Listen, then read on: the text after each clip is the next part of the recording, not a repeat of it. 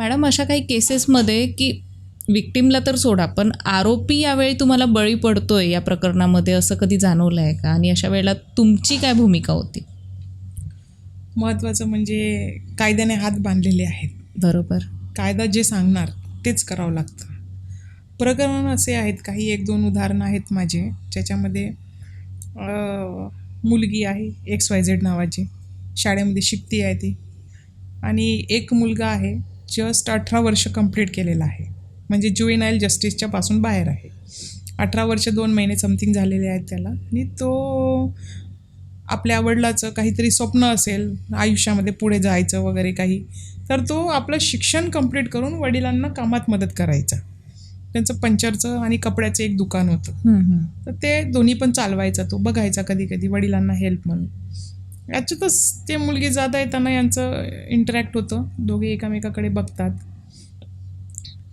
त्या मुलीला असं वाटतं हा नेहमीच मला बघतोय जाता येताना, म्हणून ती म्हणते मुझे तू ऐसा क्यों देखता है. मुलगी म्हणते मग मुझे तू अच्छी लगती है इसलिए देखता हूँ. मग मुलगी म्हणते तेरा मोबाईल नंबर दे.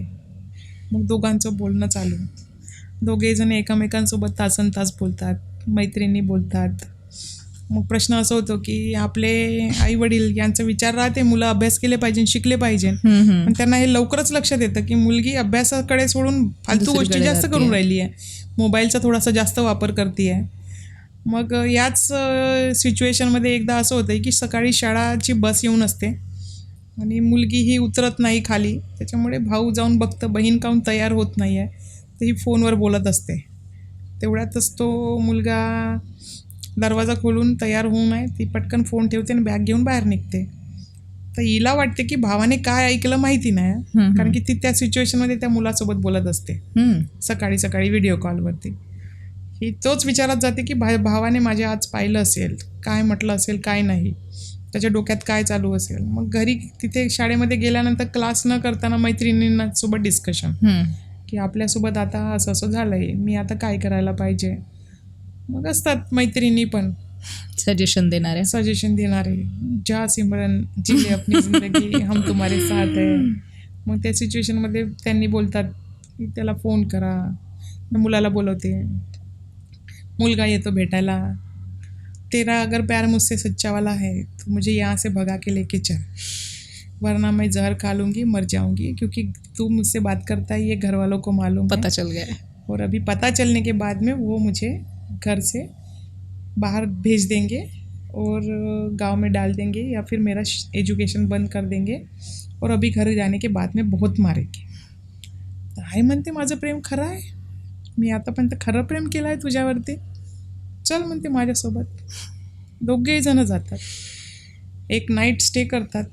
आपण SDR कॉल डिटेल्स जे तुम्हाला सांगितलं आहे मी, त्यांचं लोकेशन, त्या सिच्युएशनवरती आपण त्या पोराच्या बरोबर जवळ पोहोचतोय, आरोपी अरेस्ट करतोय, घेऊन येतोय. मग त्या सिच्युएशनमध्ये आपण सर्वात पहिले पीडित मुलीची मेडिकल करतोय. पीडित मुलीची मेडिकल झाल्याबरोबर दुसरा आहे की त्या सिच्युएशनमध्ये मुलीचे स्टेटमेंट, मुलीने स्टेटमेंटमध्ये सांगितलं आहे आम्ही एक दिवस थांबलो, आमचे शारीरिक संबंध झाले, आणि मेडिकलमध्ये पण आलं आहे. मग आपण मुलाला अरेस्ट करतोय.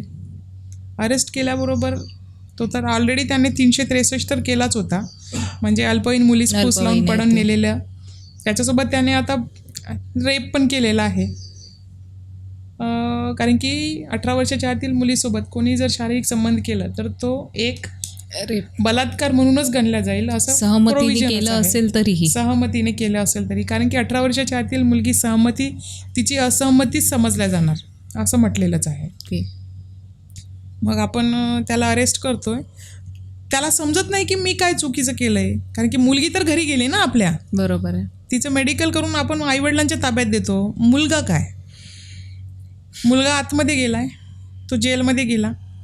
बरेच आईवडिलांचे स्वप्न पूर्ण करायचे असेल, आई बाहेरून रडते, कारण की तो आजपर्यंत आईला सोडून कधीच राहिला नाही, आईसोबतच झोपत होता, आईसोबतच राहत होता पूर्ण वेळ. हा पहिल्यांदाच एखाद्या मुलीच्या प्रेमात पडून त्याने हे असं कर्तृत्व केलेलं असते. आई बाहेर रडत आहे, मुलगा आतमध्ये रडत आहे. त्या सिच्युएशनमध्ये थोडंसं हे वाटतं की असं नको व्हायला पाहिजे, पण आपण कायद्याने हात बांधलेले आहेत, कारण की तो आता सध्या आरोपी म्हणून आहे. मग आपण त्या सिच्युएशनमध्ये आरोपीला पाठवतो. म्हणून जर कुठलाही पण मुलगा ज्याचे कोणी 18 वर्षाच्या आतील गर्लफ्रेंड असेल, मुली असेल, फ्रेंड्स वगैरे, तर तिथपर्यंतच मर्यादित राहा. सावधानी बाळगा. सावधानी बाळगा, समोर जाऊ नका त्या प्रकरणामध्ये. कारण की आपल्या कायद्यामध्ये पोक्सो ॲक्टमध्ये सरळ म्हटले आहे, 18 वर्षाच्या आतील मुलीसोबत शारीरिक संबंध म्हणजे हा बलात्कार गणला जावा.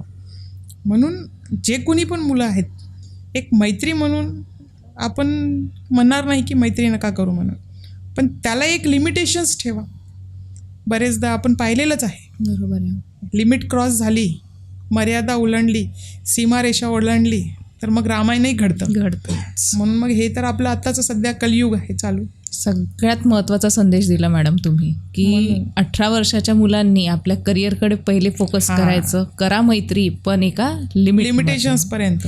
समोर तेवढ्या जाऊ नका. त्याच्या आईवडिलांचे स्वप्न असेल ना कधीतरी काहीतरी करावं म्हणून, तो जेलमध्ये गेला, कॅरेक्टर सर्टिफिकेट त्याचं कोण इश्यू करतं? आम्ही. या सिच्युएशनमध्ये मुलांना जेव्हा कधी पण कुठले जॉबसाठी अपॉर्च्युनिटी येईल तेव्हा त्याला सर्वात पहिले कॅरेक्टर सर्टिफिकेट विचारलं जाईल, तेव्हा हा गुन्हा त्याच्यात दाखवणार की हा आरोपी होता म्हणून. आयुष्यभराचा ठपका असतो तो, आयुष्यभर बरबादच ना. बरोबर. आणि आतमध्ये गेलेले व्यक्ती कसे असतील? चांगले आहेत, तुमच्या माझ्यासारखे तर नाही ना. नाहीच. कट्टर गुन्हेगार, काही रेपिस्ट आहेत अट्टर, तर काही दरोडेखोर असतील, काही मर्डरर असतील. अशा लोकांसोबत जर चांगला व्यक्ती असेल तर त्याच्यावरती कसला परिणाम होणार? ते तर आहेच. या गोष्टीचा विचार करायला पाहिजे.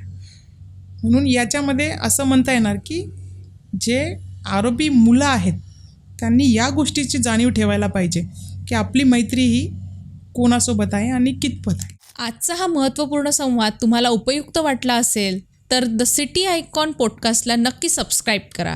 तुमचा एक सबस्क्राईब आम्हाला अशाच दर्जेदार आणि महत्त्वपूर्ण मुलाखती तुमच्यापर्यंत पोहोचविण्यासाठी प्रेरणा देतो. पुन्हा भेटूया एका नव्या आयकॉनिक पर्सनॅलिटीसोबत आणि एका नव्या प्रेरणादायी प्रवासासह.